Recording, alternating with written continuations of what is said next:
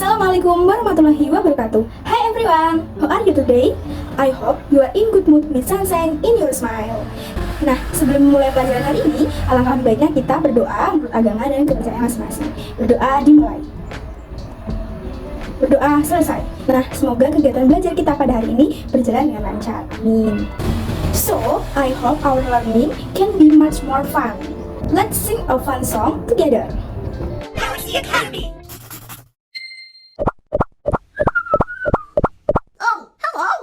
Feeling happy today. Let's go meet our friends.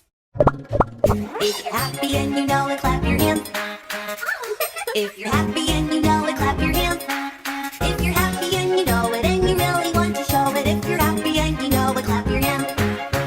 Nah, selanjutnya Miss Eva akan mengecek kehadiran kalian. Apabila nama kalian Miss Eva sebut, maka please raise your hand, okay? Lain atau Siva, Dewi Tarun, Mariana, Yusrika Anabella, Yuida. Wah, semuanya masuk ya. Semangat belajar untuk hari ini. Untuk menambah rasa cinta kita terhadap tanah air, mari kita menyanyikan lagu nasional, yaitu Sorak-Sorak Bergembira. Diharapkan anak-anak Miss bisa mengikuti dengan semangat ya. Sorak-sorak bergembira, bergembira semua. Sudah bebas negeri kita, Indonesia merdeka. Indonesia merdeka, Republik Indonesia. Itulah hak milik kita untuk selama-lamanya. Nah, terima kasih untuk anak-anak yang sudah mengikuti lagu Sorak-Sorak Bergembira dengan rasa semangat. Alright, let's move on to the core our lesson today. Nah, anak-anak, silakan sekarang anak-anak memperhatikan video yang sudah Miss tampilkan, yaitu mengenai kegiatan jual beli.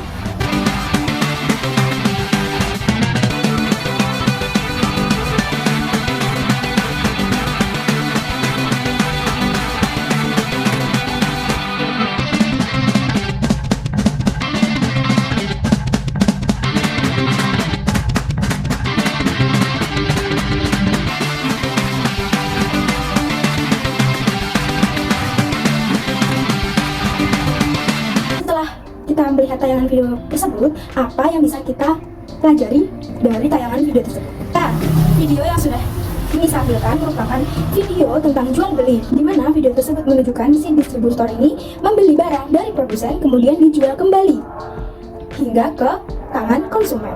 What are we going to learning about? Apakah anak-anak sudah tahu kita akan belajar apa hari ini? Anyone knows? Apakah ada yang sudah tahu? Yes, we will learning about economic activity and its relation to type of work. Kita akan belajar mengenai kegiatan ekonomi dan hubungannya dengan berbagai jenis pekerjaan yang ada di sekitar kita. Let's watch the learning video that I will show to you all. Nah, selanjutnya Miss akan menayangkan sebuah video mengenai apa saja sih jenis-jenis pekerjaan yang ada di sekitar kita yang dapat menghasilkan barang maupun jasa. Kita simak baik-baik ya.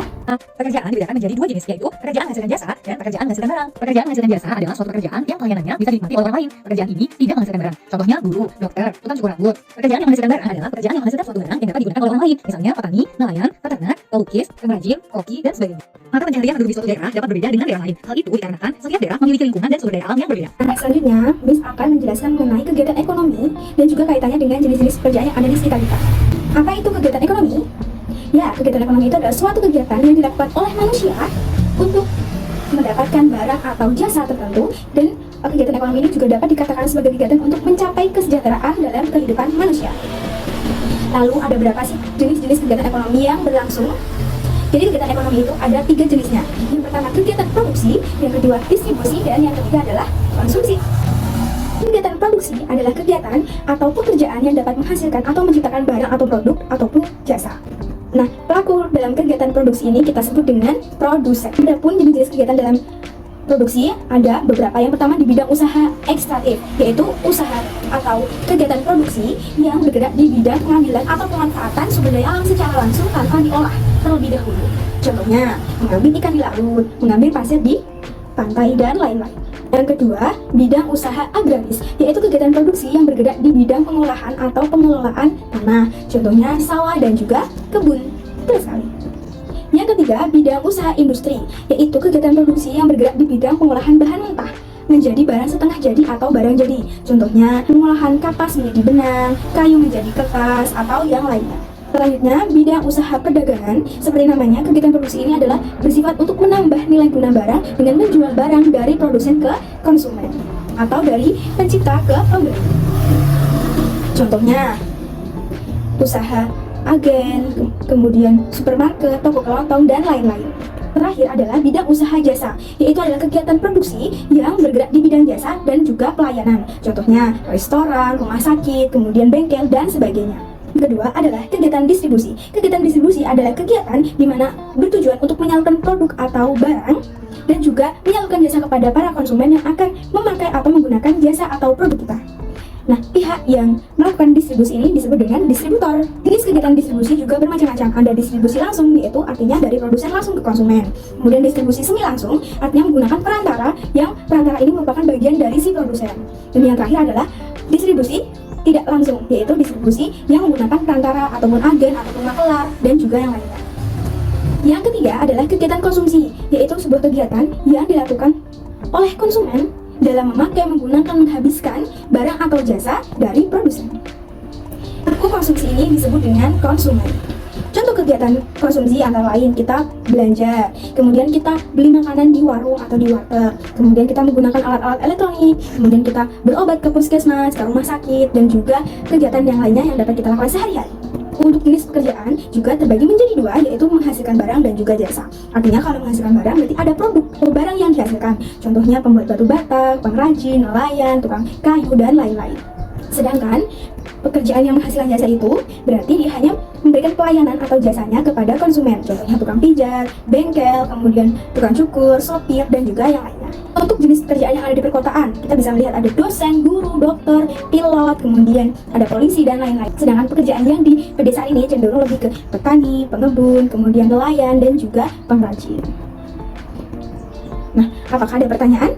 Setelah memperhatikan video pembelajaran dan penjelasan dari Miss, sekarang kalian akan mengerjakan LKPD secara berkelompok. I will give you 10 minutes to work the worksheet. Discussion well with your group. If you have difficulties, don't hesitate to tell me for help. Apabila ada yang kesulitan, bisa langsung tanya ke Miss. Now, present the result of your discussion with bilingual language. Bisa menggunakan bahasa Indonesia maupun menggunakan bahasa Inggris. Nah, setelah kalian mempresentasikan hasil diskusi kalian, Miss punya permainan, di mana permainan ini adalah papan pencocokan menggunakan flashcard, di mana nanti anak-anak akan mencocokkan jenis-jenis kegiatan ekonomi dan juga jenis pekerjaan yang ada di sekitar kita. Nanti anak-anak akan menempelkan gambar-gambar tersebut berdasarkan jenis-jenis pekerjaan dan juga kegiatan ekonomi. Untuk petunjuk dan panduannya akan Miss bagikan melalui WA group. Nah, setelah bermain papan flashcard ini atau papan pencocokan, Miss akan memberikan soal evaluasi atau evaluation test yang akan kalian kerjakan secara mandiri yang sudah Miss kirimkan melalui WA group. Nah, untuk anak-anak silakan mengerjakan, jangan lupa ditulis identitasnya secara lengkap dan kerjakan dengan jujur. Nah, untuk hasil evaluation test ini, Miss akan bagikan untuk pertemuan minggu depan. Dan bagi kalian yang belum memenuhi KKM yaitu 75, akan Miss berikan soal-soal remedi. Untuk bagi kalian yang sudah tuntas memenuhi nilai KKM 75, akan Miss berikan video pembelajaran untuk memperdalam kalian mengenai kegiatan ekonomi dan juga jenis-jenis pekerjaan yang ada di sekitar kita. How do you think about today's lesson? Bagaimana perasaan kalian hari ini mengikuti pembelajaran Miss? Are you happy or not? I wish you all happy in our lesson today and you got much of benefit from our material that our study today. Nah, untuk selanjutnya anak-anak, silakan membuat kesimpulan atau rangkuman mengenai pembelajaran hari ini.